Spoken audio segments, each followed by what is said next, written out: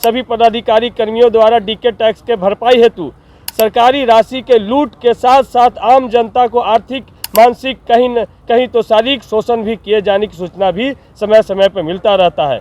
SC/ST सब plan act बनाने का मांग हमने किया था, लेकिन सरकार बहुत ही निर्लजतापूर्वक जो जवाब दे रही है कि SC/ST बजट में कोई डाइवर्सन नहीं होता है। पूर्ण कार्य स्थगन विपक्ष ने दिया था, लेकिन आसन ने इसे अस्वीकार किया क्योंकि सरकार इस कार्य स्थगन से पूरा बेनकाब हो रही थी।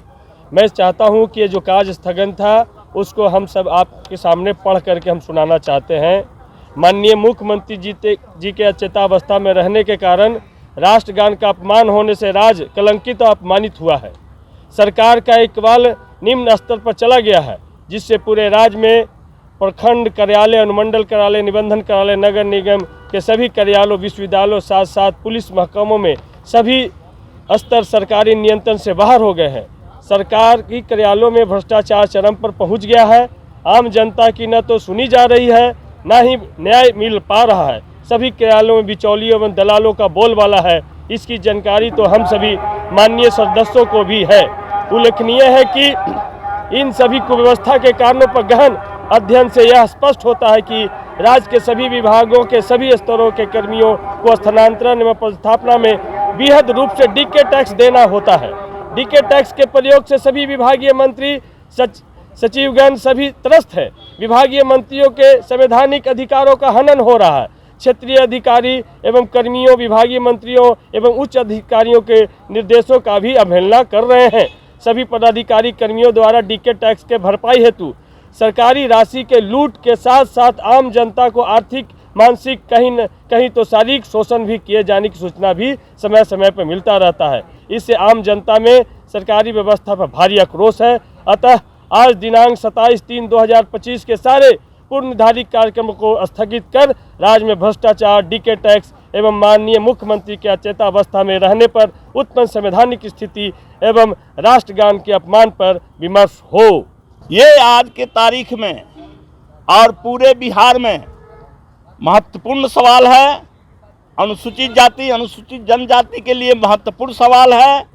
आज उसकी आर्थिक हालात बद से बदतर हो रही है और उनके पक्ष में जो बजट में प्रावधान किया जा रहा है या केंद्र जो राशि दे रहा है उसमें जबरदस्त रूप से लूट मची हुई है। हम इसको चाहते हैं कि सरकार अभी से कानून बना करके और इनके अधिकारों की रक्षा करे। हम इस पर लड़ाई लड़ते रहेंगे। SC/ST सब प्लान एक्ट बनाने का हमने सरकार के पास ध्यानाकर्षण दिया था और उसमें हमने जिक्र किया था कि SC/ST योजनाओं में बजट में जो प्रावधान होता है उस पैसे का दूसरे विभागों में डाइवर्सन हो जाता है। और दूसरा हमने कहा था कि उस डाइवर्सन को रोक लगाई जाए और SC/ST सब प्लान एक्ट बनाने का मांग हमने किया था, लेकिन सरकार बहुत ही निर्लजतापूर्वक जो जवाब दे रही है कि SC/ST बजट में कोई डाइवर्सन नहीं होता है, जबकि हमारे पास सारे सबूत है। यहाँ तक कि AG ने भी प्रमाणित किया है कि लगभग इन PM आवास में 3000 करोड़ का डाइवर्सन हुआ है और उप योजनाओं में लगभग 5000 करोड़ का डाइवर्सन हुआ है। लेकिन सरकार कह रही है कि हमारे इन योजनाओं में कोई डाइवर्सन नहीं हुआ है। हमारे पास सारे सबूत है। इंडियन एक्सप्रेस ने इस खबर को चलाया, उसके ऊपर शोकॉज हुआ और शोकॉज का उसने जवाब दिया, तो फिर सरकार ने मानी कि हाँ ये डाइवर्सन हुआ है। लेकिन आज हम इन सारे सवालों पर बात करते हुए हम सरकार से SC/ST सब प्लान एक्ट बनाने की मांग की, लेकिन सरकार इस मांग से पूरे तौर पर कन्नी काट गई, भाग गई।